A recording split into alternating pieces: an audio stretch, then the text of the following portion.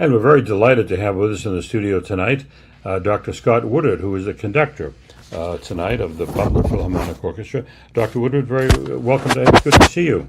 Thank you so much for having me, Steve. It's wonderful to talk with you.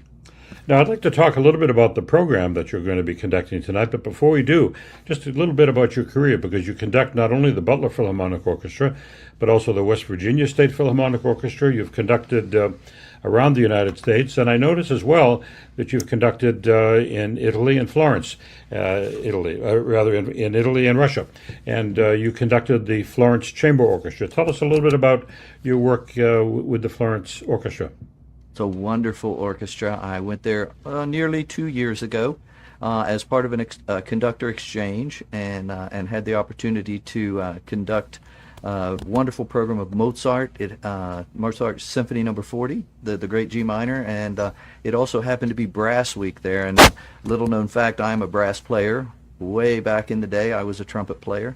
And we had soloists we had two horn soloists, we had a tuba soloist on a concerto I had never conducted before, but it was a week-long celebration of brass, and there's such a wonderful orchestra, so amazingly giving.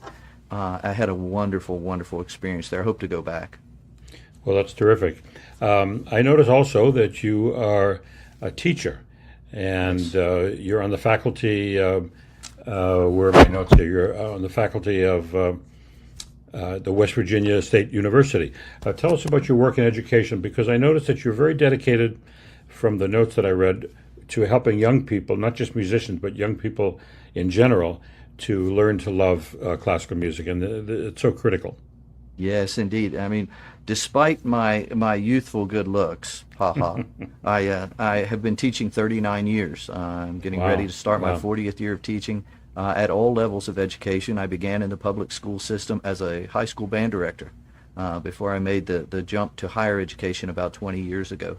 So young people and making music and sharing that gift of music with young people has been something in my heart and soul since really in my junior high days. I was one of those weird individuals who knew from the seventh grade on that I wanted to stand in front of ensembles, and it began with young people. I annoyed my teachers long enough that they let me stand up in front of ensembles far before I was ever prepared to do so, and so consequently I've spent a life not only in professional music making, but encouraging young people to make music and trying to share that gift about the beauty and power of music that was given to me by teachers. You know, throughout my career in classical radio, which spans 50 years, if you can believe it, because I know I don't look at, we hear almost all the time, we hear that classical music is dying and that the audience is dying and it's going to be over. But it's been 50 years I've been hearing this, and we seem to be doing just fine. As a matter of fact, classical radio, particularly with recent political events, has never been done better. So what's going on? Well, you're absolutely right. I mean, it's the sky has always been falling on classical music, and you know, it's unfortunate because there's still a wonderful audience out there, a supportive audience here in Butler County in Ohio. We have an amazing group of people who support this organization. They come to every concert. They're knowledgeable. They want to know what are you programming? What can I come and hear this season and things like that. So, you know, I think there are a lot of henny pennies in the world of classical music who do think that the sky is falling on us. But you know, we're getting ready tomorrow night to play Beethoven after all these centuries, and he's still as strong as he ever was. And so I think he's safe. I really do. Yes, I think he's pretty safe too. You know, actually, we live in a way in a golden age of in the sense of having access to classical music. It's all over. It's on Spotify. It's on Thisify and Thatify, and so anybody who wants to dive in can do it at their fingertips. Now, there's a kind of a dark side to that too, but mostly it's just wonderfully accessible, like it's never been before. Indeed. I mean, we all carry a supercomputer in our pockets, and Right. we can access YouTube, and we can access all of those streaming services. And what I hope is that access creates in people a desire to go to the concert hall, because you and I both know that there is absolutely no substitute for experiencing live music. We can listen to Bernstein conduct Beethoven 3 100 times, and it will always be the same. But we can come to the concert hall, and it will be different in some way, whether minute or monumental. It will be different every time. It will reflect the emotions of the players. It will reflect the emotions of the listener, what you bring to that concert hall experience. So I encourage all your listeners to use those streaming services and develop that love, but come on to the concert hall. Come on to That's right. It's a different experience. Now, speaking of concerts, so you've put together a very interesting one tonight. So tell us in general, what do you try to do when you put a concert together? Because you have four pieces. They're each a little bit different from each other. The first half has music of Prokofiev, a well-known classical symphony, a beautiful piano concerto by Schumann, and the Zigeunerweisen by Sarasate. How did you put those three pieces together?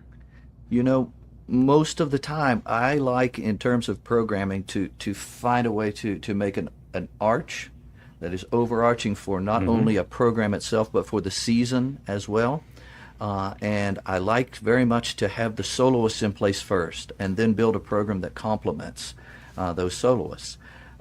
This time we programmed in reverse. We programmed the rest in reverse, and my goal was really to show the width and breadth of the classic era of music. Now, I know what you're thinking. Prokofiev's 20th century composer, but if you look at this classical symphony that Prokofiev wrote, his desire was to create. He wanted to do two things. He wanted to create a symphony without the use of the piano, which is quite amazing to me, to be able to compose without the use of a piano. But when you look at the other symphonic work, you know that Beethoven composed without a significant amount of hearing as well. That inner hearing that caused them to be able to do what they did. But also at the same time, I wanted to show Prokofiev wanted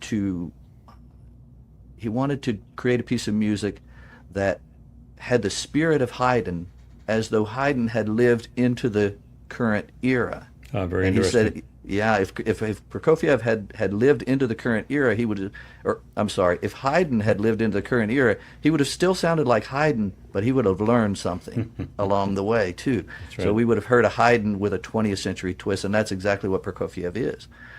So. The Schumann is a beautiful, I'm not sure it's classical or romantic, doesn't really matter, a concerto. And the piece by Sarasate, the soloist is who for that? Sarasate is being played on this concert by a young lady named Calliope Smith. Calliope Smith. A wonderful violinist. It's such a flavorful piece, and we rehearsed together for the first time last night. And she played those first three notes, and as the conductor, you're always a little apprehensive going in to that first rehearsal, and I heard those first three notes, and in my mind I said, this is going to be beautiful. Wonderful. And then after intermission, as you say, it's the Eroica Symphony by Beethoven. Yes. He made a big splash with that. I don't think the musical world was as challenged, shall we say, until The Rite of Spring, about 100 years later.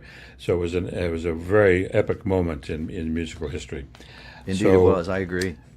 So as you're backstage, let's pretend, and you're about to come on stage for the Prokofiev, what's running through the conductor's mind just before you're told to go out and start conducting? Thousands of things. I would love to be able to say to you that the only thing in my mind is that Mannheim skyrocket that Prokofiev opens the symphony with. Right.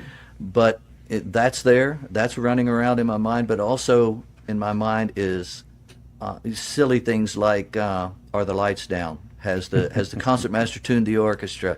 All of those silly little things that I know that our staff takes care of in a beautiful manner every time. But that the teacher in me, that kind of quasi-parent who wants to shepherd everything to perfection, that takes over backstage as well.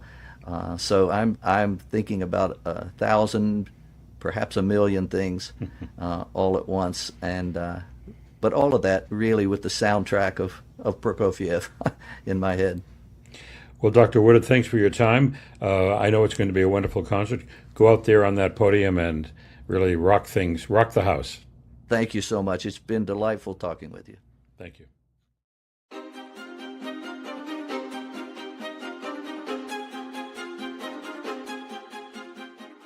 And we're delighted to have with us in the studio tonight Vincent Phelan, who is the concertmaster of the Butler Philharmonic Orchestra. Vincent, welcome to the studio. It's good to have you here. Thank you. Nice to be here. Now, I have a question for you. What does the concertmaster do besides play the violin? Well, in our orchestra, our conductor is a trumpet player before he was a conductor. So he has a lot of questions for me about issues relating to string playing, particularly. And I'm there to assist him in advising the string sections about how to, make the music sound the way Scott wants it to sound through the technique that is specific to us. So that's one thing. Of course, leadership comes from different places in the orchestra. In addition to the conductor, each section leader is responsible for keeping his or her section cohesive, and then all the section leaders are kind of looking to the concertmaster, primarily because the first violins have the principal line most of the time in any typical symphony. Mm-hmm. And are you also responsible for the bowing and getting the bows to all go in the same direction? Yeah, some of that has to do with visuals. That when people go to a concert, we all look more impressive if our bows are all going in the same direction. But there's more to it than that. It's actually also has to do with the bottom of the bow, what we call the frog of the bow, where we hold the bow, is heavier than the tip of the bow.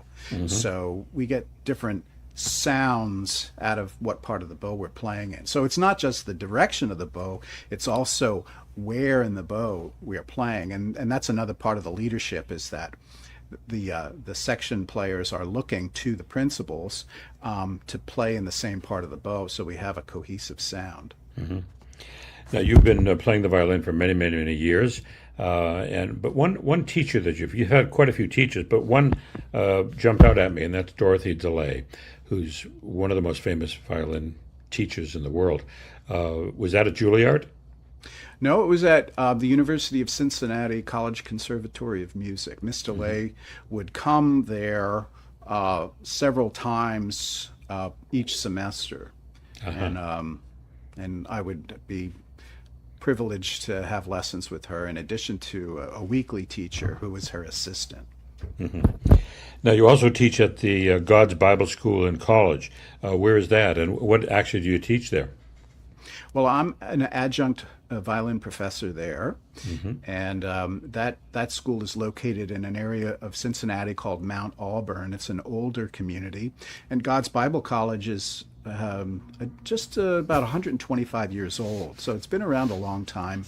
It's a wonderful school, and the students are always very hardworking. Many of them come from rural areas throughout the country, and in some cases internationally. And a lot of them haven't had much opportunity because they're in rural areas to have good instruction. So they're always very eager to learn, but we have a lot of work to do with the students in order to help them get to where they want to be as violinists. Now, before we talk about the program tonight, want to focus on one of the pieces there. You did get one distinction, which I read in your background, which I just have to tell people. In 2015, you were awarded the Studio Teacher of the Year by the Ohio String Teachers Association, which is a wonderful compliment, wonderful award to get. You must have been pretty thrilled to get that. I was. I was very pleased to be recognized for my studio teaching. I also, in addition to working at the college, my wife and I run a nonprofit organization for a violin school where we can offer scholarship assistance to people with financial needs. So what we're trying to do is maintain a very diverse population. We've got people that can afford lessons, and then people that are struggling to make ends meet, and violin isn't really in their budget. So we try to make that available, and we've been doing it for 30 years. Oh my goodness. Well, that's wonderful. You're doing wonderful work there. And last, let's focus just a minute on the program. We have a wonderful program, including after intermission, we're going to hear one of the greatest pieces ever written, and it created quite a stir in its day, the Eroica Symphony. Tell us about what should a listener be focusing on when this piece starts. Well, it's a very dramatic piece, and actually Beethoven first dedicated it to Napoleon. Right. But after Napoleon declared himself emperor, Beethoven was quite upset about that because I think that Beethoven had personal humility, and he was disappointed in the people whom he admired that did not show humility. So he just titled it Eroica, or heroic, and so I think in his 9 symphonies, this one stands out. First of all, it's an early symphony. It's the third one, still in the classical, maybe one foot in the romantic, but definitely a classical period of his life. And so I think a listener would enjoy, first of all, there's amazing melodies in it. There's a lot of drama in it. And just the sheer length and breadth of the symphony is an experience for people. It takes an audience member on a journey, and it's really really an unforgettable experience to hear the Eroica Symphony. Well, we're looking forward to your performance of it tonight, and it's a thrilling piece. There's other pieces on the program, of course, but that's the one that kind of stands out, and we're all looking forward to the whole program, but maybe that one in particular. Well, Vincent Phelan, thank you very much for your time. I appreciate having you on the show. Thank you. And we're very delighted to have with us Missy Beers, who is the general manager of the Butler Philharmonic Orchestra. Missy, it's delighted to see you. Thanks, Steve, for having me. I really appreciate it. Missy, how long have you been in the job? I've been in the job for a little over 4 years at this point, and just so honored to be a part of the organization. Uh-huh. And tell us, Missy, you're more than just it's more than just the Butler Symphony. It's also other ensemble. Tell us what the whole organization looks like. Absolutely. So we have a professional orchestra. We also have a chorus of about 50 to 70 members. We also have a youth orchestra that's about 60 members at this point. Wow. And we have a guild of wonderful little ladies that kind of help do fundraisers for us. And then that money then in turn goes to scholarship money for the youth orchestra. That's a heavy assignment. And how many concerts does the orchestra give a year? They give between 8 and 10. Half are free. Really? And Really? half are ticketed, yes. Uh-huh. And the budget, I don't know if you want to reveal what the budget is, but it's very small, and I'm just floored that you were able to give, I thought you were going to say you give 3 concerts, but no, you give 8 concerts. Yeah. You have a youth orchestra and a conductor to go with it, I'm sure, and Yes. and a chorus. Yeah. It's extraordinary to me that you're able to do so much with such little funding. Yeah, I mean, we make it work. We have a finance committee that really works hard and diligently with us to make sure that, we meet ends meet and everybody gets paid and we have a great time. And Missy, what's your challenge? What would you say your biggest challenge is outside of fundraising when it comes to getting people to come? And more specifically, how do you get young people to love classical music? That's a great question. We do offer free tickets. I actually sent a text message out today to the youth orchestra. So anybody who's from our youth orchestra, we just say, come, it's free. Local high schools, I sent a text to some of the band directors and orchestra directors locally. And I again said, hey, any of your students who show up tonight, if they show us their student ID badge and, vouch that they're in the orchestra or band, we let them in for free. And what do you suppose the biggest obstacle is? I think about this a lot. For getting someone, actually of any age, who listens just to anything but classical. They Right. might like Taylor Swift, or they might like this or that. What's the biggest obstacle, or the biggest challenge, not obstacle, the biggest challenge to opening someone's ears to the music that you and I love? You are correct. I think it's just getting them in the door. I think it's just getting that one moment. And if they can come to a free concert and they're there, and if they bring a friend, then you're, having more people come and they're together as a friendship, and it becomes just a moment that they can bond over, being there together. But I agree with you, it is difficult, and it is, we also do some random acts of music around town, and with that we allow like a string quartet to go to local places, and they will play music like Lady Gaga, they will play music like the Beatles, right. And then all of a sudden you're starting to hook them in, and then and then you say, hey, our next concert's coming up, why don't you come to that too? That's wonderful, and there's nothing more thrilling for me than to see somebody listening to a piece of classical music for the first time and having their eyes and ears open and really launching a love for it. It can happen. I don't think it's anything that can be taught. I think a person is exposed to it, and either it goes or it doesn't. You can explain it, and this is sonata allegro form, and this is this, and this is that. Yeah. But it's really how it strikes you. I concur. Yeah. Yeah, yeah. So what are the big challenges for the orchestra coming up? What do you see for the next seasons? For this next season, we're really excited because it is our 75th anniversary. We're working with local grant organizations that it's also their 75th. Oh. We've actually applied to do our first Disney film, and so I'm waiting to hear back from that. If that comes to fruition, that'll be fantastic. With that concert, they're also talking about doing fireworks on the barge and just all kinds of like fun stuff we've not gotten to do yet. And I know Dr. Woodard and I have dreamed of it. We talk about like, if we could do whatever we want, what would it be? And so some of these things are what we've dreamt of for, 4 years at this point, and hopefully it comes to fruition for us. Are you planning a big gala for the 75th? We are a big gala for the 75th, hoping we do silent auctions at that. It's catered. People get to come. We also have, musicians come, youth orchestra musicians come and just play for those patrons that we're so thankful to have. Yeah, when is that? The next gala coming up is for April 19th, this next month. And that's the 75th anniversary gala. That is. Well, that's wonderful. Congratulations on that. Thank you. To be 75 years in a small community. What is the population of the area that you serve, would you say? That's a good question. Well, so we actually serve all of Butler County. We're housed in Hamilton, Ohio, but we travel throughout, which is Westchester, Ross, Fairfield, Middletown. It could be up to, I would say, 100,000 people, maybe more. Uh-huh. Yeah. Well, Missy, I'm looking forward to the concert tonight. Yay. It's an exciting concert. I spoke to the conductor earlier about it. It's really a wonderful program. Yeah. And there are two very wonderful soloists who are quite young.